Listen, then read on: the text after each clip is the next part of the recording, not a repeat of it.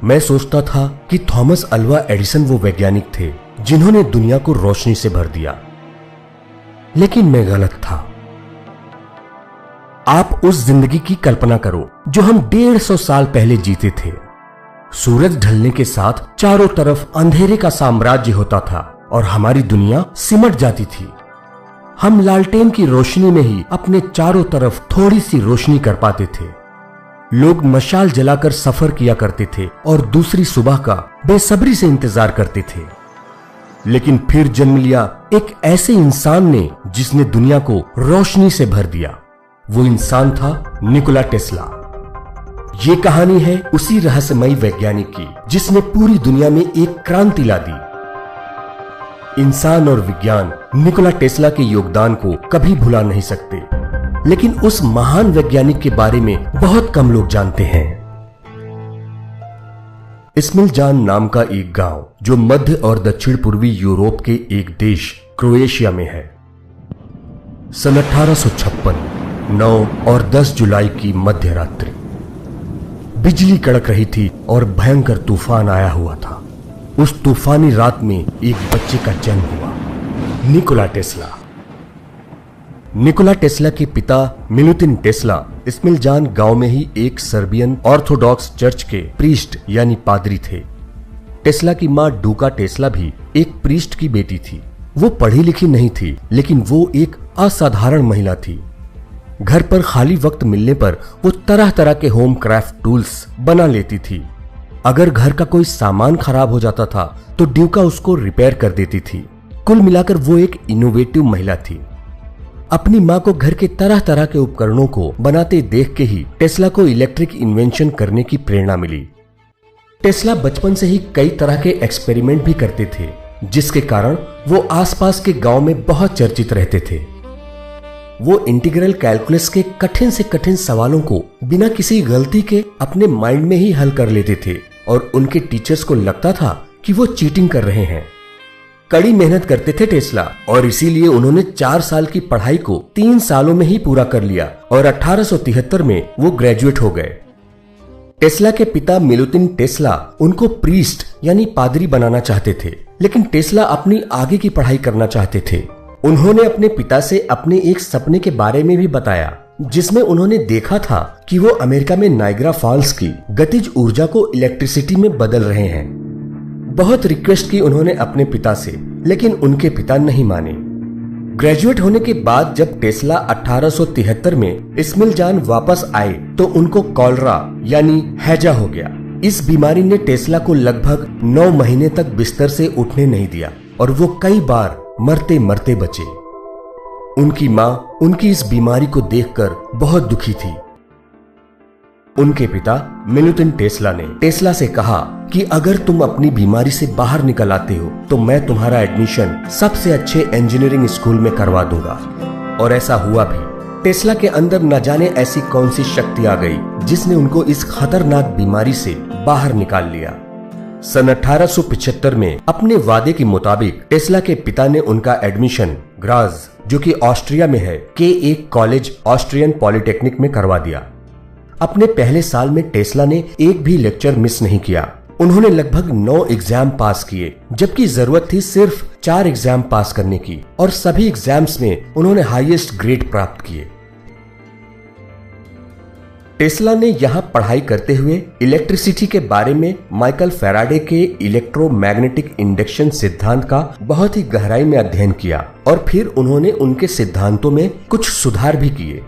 जब उन्होंने अपने प्रोफेसर से अल्टरनेटिंग करंट के कॉन्सेप्ट की बात की तो वो हंसने लगे और उन्होंने टेस्ला का मजाक उड़ाया। समय गुजरता रहा। 17 अप्रैल 1879 को टेस्ला के पिता का स्ट्रोक आने के कारण देहांत हो गया।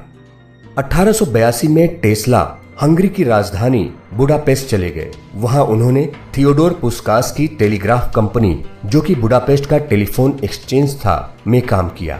थियोडोर पुस्कास टेलीफोन एक्सचेंज के इन्वेंटर यानी आविष्कारक थे। टेस्ला ने सेंट्रल स्टेशन के कई उपकरणों में सुधार किया और उन्होंने टेलीफोन रिपीटर या एम्पलीफायर को ठीक तरीके से काम करने लायक बनाया। थियोडोर पुस्कास के अंडर उनकी टेलीफोन एक्सचेंज में काम करते हुए टेस्ला ने कुछ ही महीनों में अपने टैलेंट की छाप छोड़ दी और उसी साल यानी 1882 में थियोडोर पुस्कास ने टेस्ला को पेरिस में कॉन्टिनेंटल एडिसन कंपनी में एक दूसरी नौकरी दिलवा दी। कॉन्टिनेंटल एडिसन कंपनी में टेस्ला को शहर में लाइटिंग सिस्टम को इंस्टॉल करने का काम दिया गया। कंपनी के मैनेजमेंट को पता चला कि टेस्ला को इंजीनियरिंग और फिजिक्स का बहुत अच्छा नॉलेज था। उन्होंने टेस्ला को कहा कि वो इलेक्ट्रिक पैदा करने वाले डायनोमोस और मोटर्स की डिजाइन में सुधार करके और भी बेहतर बनाने की कोशिश करें। टेस्ला लग गए काम पर और उन्होंने ये कर दिखाया। थॉमस अल्वा एडिसन की कंपनी डायरेक्ट करंट यानी डीसी का इस्तेमाल करती थी और उसी डीसी करंट से वो दुनिया में एक क्रांति लाना चाहते थे। लेकिन डीसी करंट से जुड़ी हुई कुछ समस्याएं थीं, जैसे कि वो बल्ब जलाने के लिए तो ठीक था, लेकिन कमर्शियल यूज के लिए यानी मशीनों को चलाने के लिए पर्याप्त बिजली नहीं उत्पन्न कर पाता था। अमेरिका में थॉमस अल्वा एडिसन और उनकी टीम इस प्रॉब्लम को सॉल्व करने में लगी थी, लेकिन उनको सफलता नहीं मिल पा रही थी। डीसी करंट के साथ दूसरी समस्या ये थी कि जिस क्षेत्र में इलेक्ट्रिसिटी की सप्लाई करनी होती थी उस क्षेत्र में 1 माइल के अंदर ही डीसी पावर स्टेशन का होना जरूरी था, क्योंकि डीसी पावर स्टेशन का वोल्टेज दूरी बढ़ने के साथ साथ कम होता जाता था। डीसी करंट के साथ तीसरी समस्या ये थी कि अगर लोगों को बल्ब जलाने के अलावा दूसरे उपकरणों या मशीनों को चलाना होता था जिसमें अलग अलग वोल्टेज की जरूरत होती थी, तो उसके लिए अलग से पावर लाइन बिछानी पड़ती थी। इस कारण से इसका इंस्टॉलेशन और मेंटेनेंस बहुत महंगा था।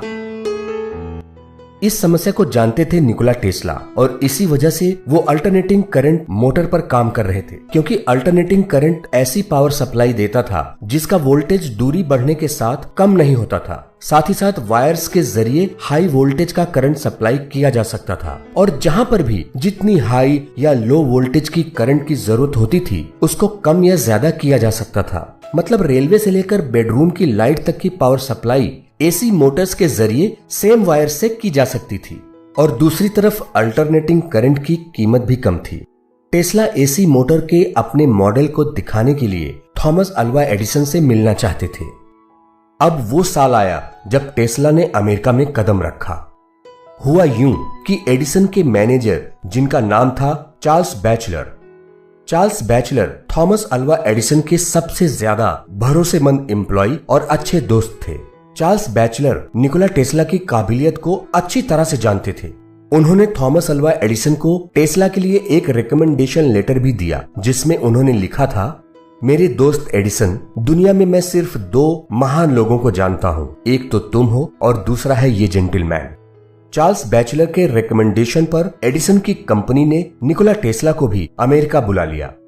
टेस्ला मेहनत के साथ एडिसन की कंपनी के साथ काम करते रहे और वहां काम करते हुए वो एडिसन की डीसी पावर सप्लाई के इंस्टॉलेशन और जनरेटर्स की इम्प्रूवमेंट पर काम करते थे। टेस्ला को 24 अलग अलग तरह की मशीनों को बनाने का भी काम दिया गया और टेस्ला उन मशीनों को बनाने में जुट गए।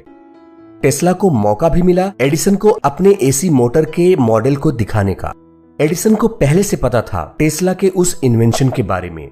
उन्होंने टेस्ला से ये कहा कि उनका एसी मोटर बेकार है और इसका कोई फ्यूचर भी नहीं है, क्योंकि ये लोगों के लिए बहुत खतरनाक भी है। एडिसन को लगा कि अगर ये एसी मोटर मार्केट में आ गया तो उनके डीसी करंट सिस्टम को बहुत नुकसान होगा। टेस्ला मायूस हो गए, लेकिन उन्होंने लगभग 6 महीने तक एडिसन की कंपनी में काम किया और उनके डीसी सिस्टम में काफी सुधार किए और साथ ही साथ जिन 24 मशीनों को बनाने का काम उनको दिया गया था वो भी उन्होंने पूरा किया। इस काम के लिए एडिसन ने उनको $50,000 देने का वादा भी किया, लेकिन जब $50,000 देने की बात आई तो थॉमस अल्वा एडिसन मुकर गए और उन्होंने कहा कि मैं तो मजाक कर रहा था, क्या तुम अमेरिका के लोगों का मजाक भी नहीं समझते? इस घटना को सहन नहीं कर पाए टेस्ला और उन्होंने जनवरी 1885 में एडिसन की कंपनी को छोड़ दिया और फिर वापस मुड़कर कभी नहीं देखा। अब शुरू होती है निकोला टेस्ला की जिंदगी की वो कहानी जिसमें उन्होंने चौंका देने वाले आविष्कार किए। उनके और एडिसन के बीच में छिड़ी करंट वॉर। एडिसन की कंपनी छोड़ने के बाद टेस्ला ने उन सारे आविष्कारों को पेटेंट करवाने का काम शुरू किया जो उन्होंने एडिसन के साथ काम करते हुए किए थे। टेस्ला कुछ इन्वेस्टर्स से भी मिले और उनकी हेल्प से उन्होंने मार्च 1885 में Tesla electric light and manufacturing company की शुरुआत की। बाद में उनके इन्वेस्टर्स ने उनको धोखा दिया और एक दूसरी कंपनी बना ली और टेस्ला की कंपनी से अलग हो गए। 1886 में टेस्ला अल्फ्रेड एस ब्राउन, जो कि वेस्टर्न यूनियन के सुपरिटेंडेंट थे, और New York attorney Charles F pack से मिले। उन लोगों के साथ मिलकर अप्रैल 1887 में टेस्ला ने टेस्ला इलेक्ट्रिक कंपनी बनाई। अब एसी इंडक्शन मोटर के सपने को साकार करने में रात दिन एक कर दिया टेस्ला ने, और एक दिन वो सपना पूरा हुआ और उन्होंने 1887 में एक ऐसा इंडक्शन मोटर बनाया जो अल्टरनेटिंग करंट पर चलता था। 1888 में जब जॉर्ज वेस्टिंगहाउस जूनियर को इस बारे में पता चला कि टेस्ला ने एसी इंडक्शन मोटर को बना लिया है, तो वो उनसे मिले। जॉर्ज वेस्टिंगहाउस जूनियर अमेरिका के एक बड़े उद्योगपति थे जो कि पिट्सबर्ग, पेंसिल्वेनिया में रहते थे। जॉर्ज वेस्टिंगहाउस जूनियर को लगता था कि इलेक्ट्रिक डिस्ट्रीब्यूशन के लिए अल्टरनेटिंग करंट में ही अपार क्षमता है। जॉर्ज वेस्टिंगहाउस जूनियर को निकोला टेस्ला के इंडक्शन मोटर की जरूरत थी क्योंकि वो एसी पावर सप्लाई यूज करता था। उन्होंने टेस्ला को $54,500 प्रति माह की फीस पर एक साल के लिए एक कंसल्टेंट के तौर पर हायर किया और इसके साथ ही उन्होंने टेस्ला को उनकी इंडक्शन मोटर और ट्रांसफार्मर डिजाइन के लिए $60,000 भी दिए। टेस्ला की जिंदगी के इस मुकाम पर अगर करंट वार का जिक्र ना हो तो ये कहानी अधूरी रहेगी। George Westinghouse junior Thomas Alva Edison के बहुत बड़े कॉम्पिटिटर बन गए क्योंकि वो एसी सिस्टम की मार्केटिंग कर रहे थे और एडिसन डीसी सिस्टम की। एडिसन डीसी सिस्टम को एसी सिस्टम से अच्छा तो नहीं बता सकते थे और इसीलिए उन्होंने जॉर्ज वेस्टिंगहाउस की कंपनी और उनके एसी सिस्टम की नकारात्मक छवि बनाने की कोशिश की और एसी सिस्टम को बेहद खतरनाक बताया। एडिसन ने लोगों के बीच जाकर जानवरों पर एसी करंट का इस्तेमाल करके ये दिखाया कि ये कितनी खतरनाक थी। ये देख के लोगों ने एसी डिजाइन पर सवाल खड़े किए। शुरुआती दौर में एसी करंट सप्लाई की वजह से कभी कभी शॉर्ट सर्किट और आग भी लग जाया करती थी, जिसकी वजह से लोगों में डर बैठ गया था इलेक्ट्रिसिटी को लेके। एडिसन कोशिश करते रहे और वेस्टिंगहाउस अपनी तरक्की के रास्ते पर चलते रहे क्योंकि एसी सिस्टम से होने वाले फायदे बहुत थे। उनका एसी करंट डीसी करंट से काफी सस्ता भी था। एडिसन घर में इस्तेमाल होने वाली बिजली को कम दामों पर और फैक्ट्रीज में इस्तेमाल होने वाली बिजली को ज्यादा दाम पर बेच रहे थे, जबकि जॉर्ज वेस्टिंगहाउस की कंपनी सबको समान दर पर बिजली दे रही थी। 1890 में न्यूयॉर्क स्टेट ने एडिसन से पूछा कि वो अपराधियों को सजा देने के लिए कोई नया तरीका बताएं। बदले की आग में जल रहे एडिसन ने उन अपराधियों के ऊपर जिनको मौत की सजा मिली थी एसी करंट का झटका दिलवाया। एडिसन के इस कदम से भी जॉर्ज वेस्टिंगहाउस की कंपनी की बहुत बदनामी हुई। 1890 में टेस्ला ने टेस्ला कॉइल का इन्वेंशन किया। टेस्ला कॉइल एक इलेक्ट्रिकल रेजोनेंट ट्रांसफार्मर सर्किट है जिसका उपयोग high voltage, low current, high frequency alternating current electricity को उत्पन्न करने के लिए किया जाता है। आज भी टेस्ला कॉइल का यूज होता है। उस समय उनको लगता था कि वायरलेस कम्युनिकेशन भी संभव है, जिससे दुनिया के एक कोने से दूसरे कोने तक हम बिना किसी वायर की मदद के बात कर सकते हैं। उन्होंने अल्टरनेटिंग करंट को और भी अच्छे तरीके से उत्पन्न करने के लिए steam powered reciprocating electricity generator को भी डेवलप किया और इसको 1893 में पेटेंट करवाया। टेस्ला के बचपन का सपना था नायग्रा फॉल्स से बिजली बनाने का। नायग्रा फॉल्स से 2,25,000 क्यूबिक फीट पानी हर सेकंड बहता है, जो कि इतनी पावर पैदा करता है जिसको 2 लाख टन कोयला हर साल जलाने से मिलेगा। 1893 में नायग्रा फॉल्स की पावर से इलेक्ट्रिसिटी जनरेट करने का काम टेस्ला की मदद से वेस्टिंगहाउस इलेक्ट्रिक कंपनी को मिला। ये बहुत बड़ी उपलब्धि थी जिससे थॉमस अल्वा एडिसन को बहुत नुकसान हुआ और इसी कारण एडिसन को उनकी खुद की कंपनी ने एसी सिस्टम का विरोध करने के लिए उनको डायरेक्टर के पद से हटा दिया। सन 1896 में टेस्ला ने एक विशाल इलेक्ट्रिक मोटर और जनरेटर को नायग्रा फॉल्स में इंस्टॉल किया और फिर शुरुआत हुई इलेक्ट्रिकल युग की, जिसने अमेरिका के घर घर में रोशनी पहुंचा दी और इसके साथ ही साथ एक नई औद्योगिक क्रांति की भी शुरुआत हुई, क्योंकि अब बड़ी बड़ी मशीनें अल्टरनेटिंग करंट के इस्तेमाल से चलाई जा सकती थीं। टेस्ला ने 1890 के बाद वायरलेस इलेक्ट्रिसिटी पर एक्सपेरिमेंट करना शुरू किया। मतलब इलेक्ट्रिसिटी को बिना किसी वायर के एक जगह से दूसरी जगह पर भेजना। टेस्ला इस प्रोजेक्ट पर काम करना चाहते थे, लेकिन उनको इसके लिए लगभग $2 लाख की जरूरत थी। वो जॉर्ज वेस्टिंगहाउस जूनियर के पास भी गए, लेकिन जॉर्ज वेस्टिंगहाउस जूनियर सिर्फ $6000 ही लगा सकते थे। बहुत से इन्वेस्टर्स के पास गए टेस्ला, लेकिन सभी ने उस प्रोजेक्ट को समझा ही नहीं, क्योंकि उनको यकीन नहीं हुआ कि ऐसा पॉसिबल है, और इसलिए उन्होंने टेस्ला के प्रोजेक्ट में पैसे लगाने से इनकार कर दिया। लगभग 10 सालों तक टेस्ला लाइटिंग के ऊपर कई तरह के प्रयोग करते रहे और कोशिश करते रहे कि कैसे इलेक्ट्रिसिटी को बिना वायर के एक जगह से दूसरी जगह पर ट्रांसमिट किया जा सके। सन 1901 में टेस्ला जेपी मॉर्गन से मिले, जो उस समय अमेरिका के सबसे बड़े फाइनेंसर और बिजनेसमैन थे।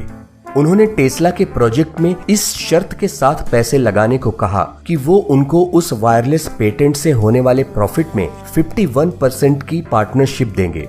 टेस्ला ने शर्त मान ली और मार्च 1901 में जेपी मॉर्गन के साथ एक डील साइन की। जेपी मॉर्गन ने उनको $1.5 लाख दिए। वो $1.5 लाख आज के समय के हिसाब से करीब $44,12,400 होते हैं। टेस्ला ने काम शुरू किया और शोरहैम न्यूयॉर्क में वार्डन क्लिफ टावर बनाया। इसी बीच जेपी मॉर्गन को ये पता चला कि टेस्ला वायरलेस लाइटिंग के प्रोजेक्ट से दुनिया में मुफ्त की बिजली बांटना चाहते हैं, और ये जानकर उन्होंने उस प्रोजेक्ट में आगे पैसे लगाने से मना कर दिया। इसके पीछे कारण ये था कि मुफ्त की बिजली से उनको कोई फायदा नहीं होता और एनर्जी इंडस्ट्री घाटे में चली जाती, जिससे सीधा नुकसान उनके बिजनेस पर ही पड़ता।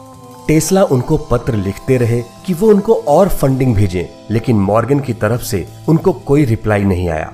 किसी तरह से टेस्ला ने वो प्रोजेक्ट 1906 तक चलाया, और फिर आर्थिक समस्याओं के कारण उनको वो टावर की प्रॉपर्टी को कर्ज चुकाने के लिए गिरवी रखना पड़ा, जो कि बाद में 1915 में तोड़ दिया गया और उस प्रॉपर्टी को एक नए ओनर को बेच दिया गया।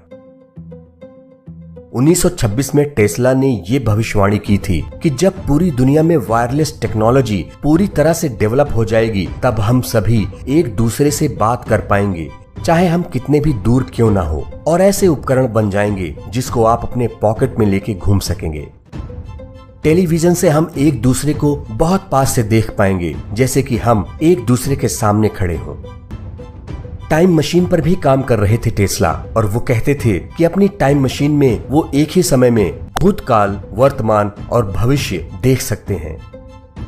X ray, death ray, MRI, radio waves, robotics, laser, radar और एयरशिप आदि के इन्वेंशन से निकोला टेस्ला का नाम जुड़ा। वो मानते थे कि जिंदगी में सबको फ्रीडम चाहिए, चाहे वो मर्द हो या औरत, इसीलिए उन्होंने कभी भी शादी नहीं की। उन्होंने जो भी कमाया था उसको अपनी कंपनी के एम्प्लॉइज में बांट दिया, जिससे वो बहुत गरीब हो गए और उन्होंने अपने आखिरी दिन गरीबी में गुजारे। जनवरी 7, 1943 को जब वो 86 साल के थे, तो न्यूयॉर्क होटल में हार्ट अटैक आने से उनकी मृत्यु हो गई।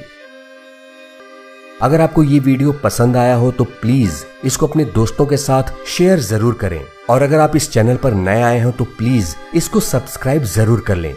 Thank you so much.